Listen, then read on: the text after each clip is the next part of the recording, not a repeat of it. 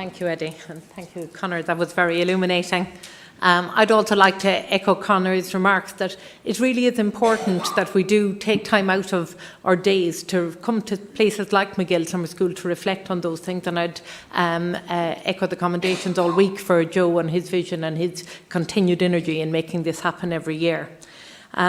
This year's summer school takes place in probably unprecedented uncertainty.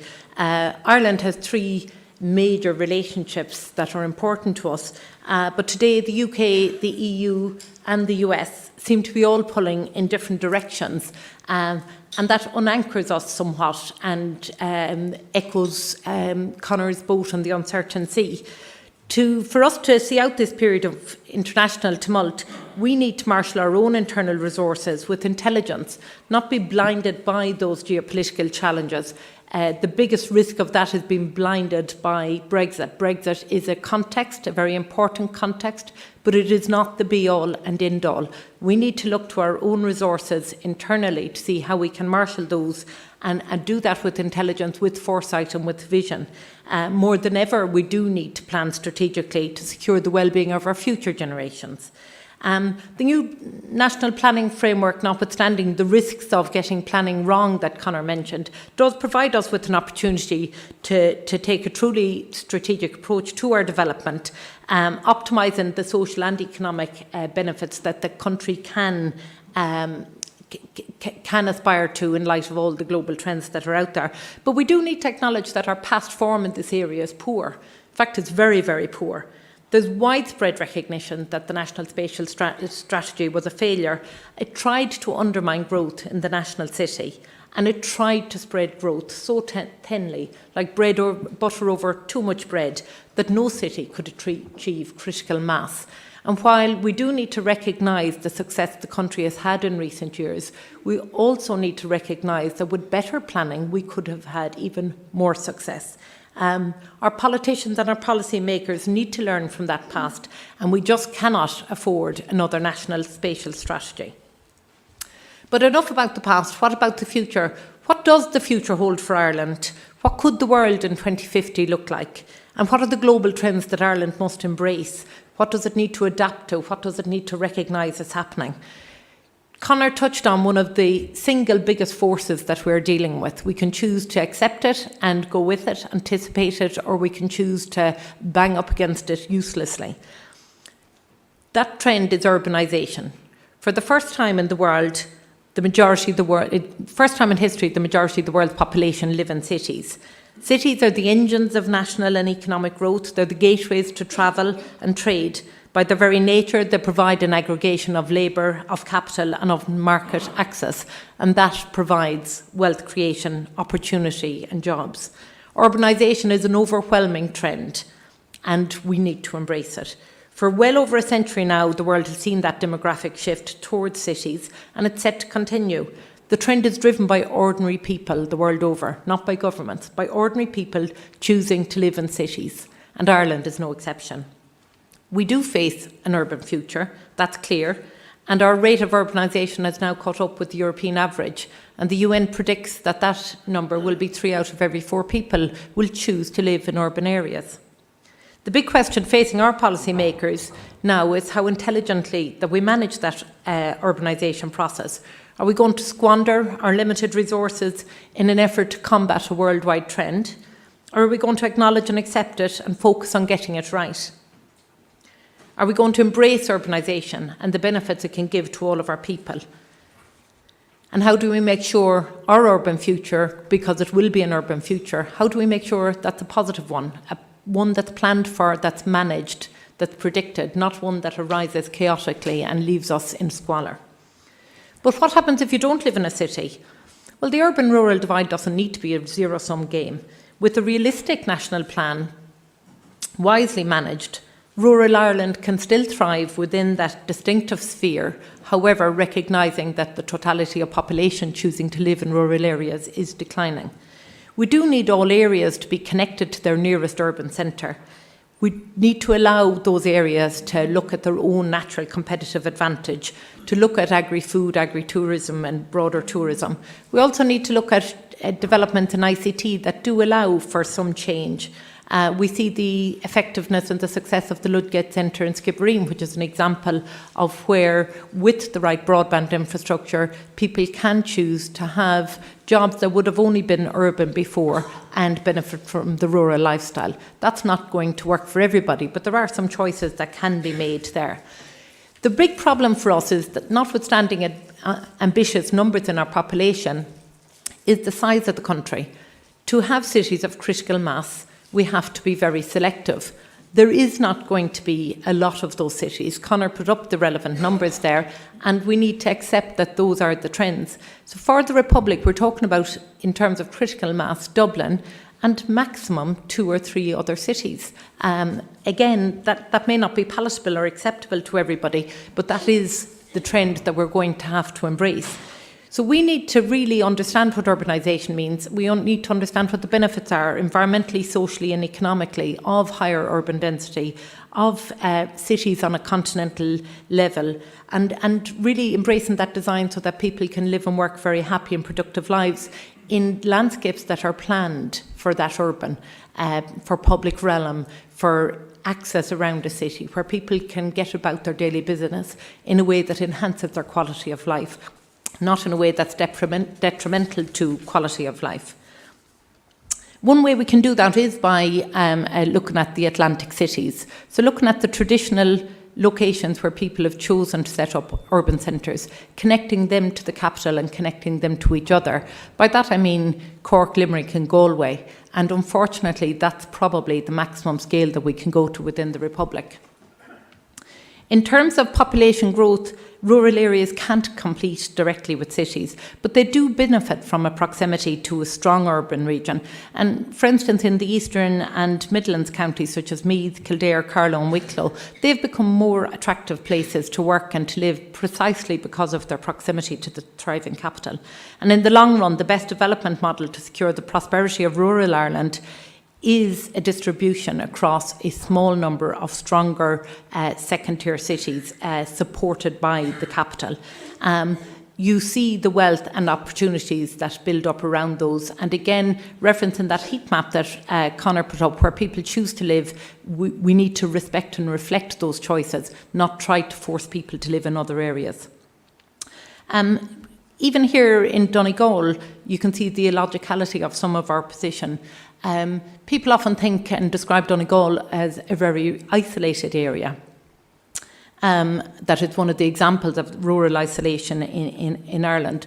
When it adjoins the second, it's in the hinterland of the second biggest city in Northern Ireland.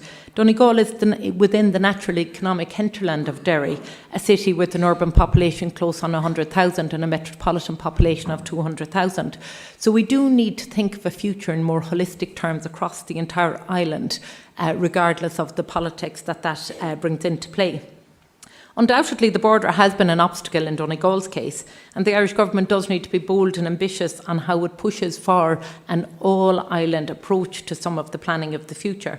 The commuter belts of Dublin and Belfast have already converged, and with better and upgraded transport links, we could release that natural synergy. Again, Conor mentioned the numbers, if those cities and their areas were to double, and we had David Gavigan speak to us last night around the strength of that Dublin-Belfast corridor. The reality is people are already commuting between those areas, albeit with poor public transport links. But it's too easy to blame partition and other factors over which we've little control. Sometimes it's our own tendency to parochialism that's to blame. Ireland is characterised by a strong sense of local identity. This is reinforced by family, cultural ties and sporting traditions. And this plays a very strong role in community cohesion in the country at parish and at county level, and it will remain a feature of Irish life and a very valuable feature of Irish life into the future. But in a highly competitive and increasingly urban world economy, the well-being of our people depends on our ability to transcend those local divisions and to put Ireland first.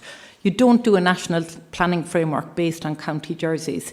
It has to be about what's best for the country and pulling together to make that happen. The global competition for jobs, talent and investment is now as much between city regions as it is between nation states, and our Irish cities will play a critical role in driving that national competitiveness. Ireland's success depends on the success of its cities. Above all, we have to recognise the importance of the national capital. The Greater Dublin area generates 53% of Ireland's GDP, and rural Ireland depends on the capital city to generate the income to provide rural services. Again, an unpalatable fact, but rural life, the quality of life in rural areas, depends on the wealth creation in the capital city to be able to provide those services. When we look in global terms, Ireland is geographically peripheral and demographically insignificant. Brexit is a threat and it could worsen that status. And without a city of international consequence to act as gateway to the world economy, we risk becoming another Cyprus cut adrift from the economic core of the EU. To remain relevant in the global economy, Ireland requires city regions of international scale. And given our small population, achieving that in multiple areas would be a challenge, if not an impossibility. We cannot try and develop certain areas at the expense of the capital. And Conor has debunked some of the myths that we hear, such as that Dublin is oversized. It is still a small city by global standards. We need to intelligently support through proper development and infrastructure investment, not frustrate the inevitable growth of Dublin. Our cities don't receive their fair proportion of investment. The figures are hard to come by, and when we do get figures, they're heavily redacted. But it looks like that Dublin gets about 2/3 of the proportionate capital investment per person. That's not sustainable, and that has starved Dublin of some of the infrastructure that it needs to grow. The capital investment does need to be focused in those urban areas. They typically will offer a higher cost-benefit analysis because of the higher populations. Public transfer funding is obviously more efficient in high-density areas, but because we don't have those facts, it's hard to make the economic arguments all of the time. Thank you. Dublin does suffer from some congestion. It's ranked as the 7th most congested city in Europe, and we know that that congestion is costing about 350 million a year. That'll be further aggravated by population growth if we don't plan better for it. Life satisfaction, or quality of life satisfaction in our urban areas is lower than other areas, and that's because of sometimes lack of investment in the public realm. So if we're going to succeed in this global economy, we do need to make sure that our city dwellers enjoy quality of lives and the same high standard of living that we see in competitor cities, particularly across Europe. When we look ahead to 2050, Dublin Chamber is determined to do its part. This year we launched the Great Dublin Survey, whereby we invited not only Dubliners, but people right across the country to participate in a survey which seeks to capture their thoughts of the city, their hopes, their dreams, their aspirations for the future. And we will use that to inform a document towards the end of the year looking at a 2050 vision. Anybody who hasn't participated, I'd ask you to do so. It's thegreatdublinsurvey.ie and play your part in putting your opinion forward. We're already seeing some interesting insights from that. Younger people seem to be much more open to the idea of apartment living and a much lower tolerance for long distance commuting. We need to be able to respect and reflect those wishes in the country in the future. As a guiding principle, the government is going to have to overcome the conventional anti-urban bias and allocate resources, the limited resources, in a way that respects and reflects where the population actually live in their greatest numbers. And one way to do that would be to produce a list of capital projects based on cost-benefit analysis. This could be done quite simply without disclosing the budgeted or the total cost, but just looking at the cost-benefit ratios. That would allow for proper debate on some of those big projects. We also need to accept that some infrastructure and big projects in the capital city are not just Dublin projects, they are national projects. Dublin Airport, for example, is of paramount importance to the country's global connectivity. About 80% of overseas visitors arrive through the facility. So effectively, it's Ireland's national airport. And that improved connectivity through Dublin Airport is an imperative for the whole island in the years to come. Specifically, we're in need of a rail link that would link the national airport to the capital city, allowing travellers to quickly connect with the central business district and with the wider public transport network. The absence of this modern amenity is underwhelming, to say the least, both to business travellers, but also to visitors and people that are potentially looking at investing in Ireland. Similarly, Dart Underground should not be seen as a Dublin or an urban project. It is also a national project. By connecting the capital city's main train stations, it would finally unify the rail network, connecting Sligo to Rosslare and Tralee to Dundalk. This project is crucial to an integrated public transport system, both for the capital and for the island as a whole. But this has been under consideration for over 4 decades now, and it's still not underway. So we need to embrace longer-term thinking and joined-up thinking. Again, we see the current capital investment plan has a 6-year time frame, which is shorter than the project time frame for a lot of the biggest projects. We need at a minimum a 20-year capital investment plan that would be aligned to other projects, such as the National Planning Framework, and that will be supported with long-term fiscal commitments. Now, if I could conclude by saying that Patrick MacGill often wrote poignantly of his early life in Donegal, but his poems were marked by the nostalgia of the immigrant. Like so many others, he left his native land and didn't return, spending his last days in the United States. Our challenge now, when we look to the future, is to make sure that Donegal's next Patrick MacGill has no such need to leave his country, but with hard-headedness, with proper and intelligent planning and decision making, but crucially with a holistic vision of what the future could look like for the country, we can make that hope a reality. Thank you very much.